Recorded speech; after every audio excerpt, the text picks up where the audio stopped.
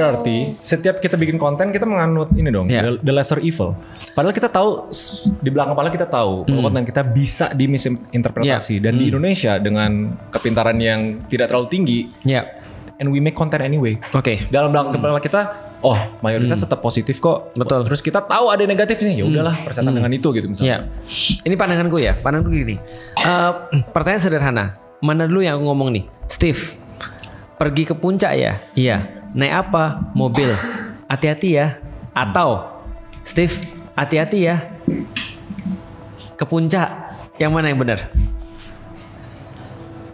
Yang pertama. Yang pertama. Berarti kita ngomong dulu, Steve mau kemana? Ke puncak. Naik apa? Mobil. Hati-hati ya. Berarti ini ada aktivitasnya. Terus ada penjagaannya. Penjagaan ini nggak ada gunanya tanpa ada aktivitasnya. Dan menjadi berguna kalau aktivitasnya ada.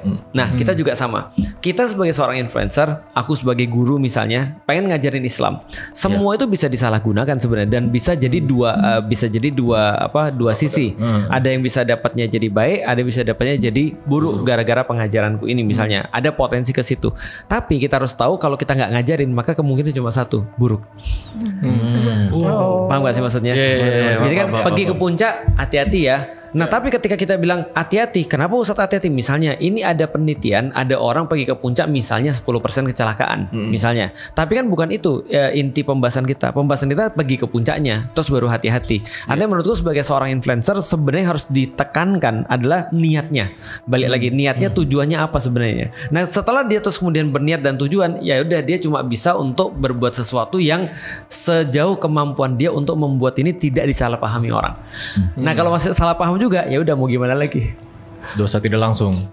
Kalau andaikan memang tadi kan aku bilang ini gray area, bisa jadi dosa, bisa jadi tidak. Karena kalau kita sudah benar-benar menjelaskan dengan sangat hati-hati banget, gitu kan ya. Contoh misalnya kayak tadi, Steven sejauh itu dia udah benar-benar hati-hati. Tapi ternyata Steven sendiri bilang, oh ya aku memang waktu itu kayaknya bisa lebih bagus deh penjelasannya.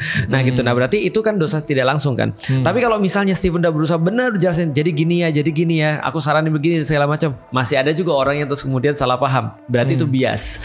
Itu belum tentu dosa.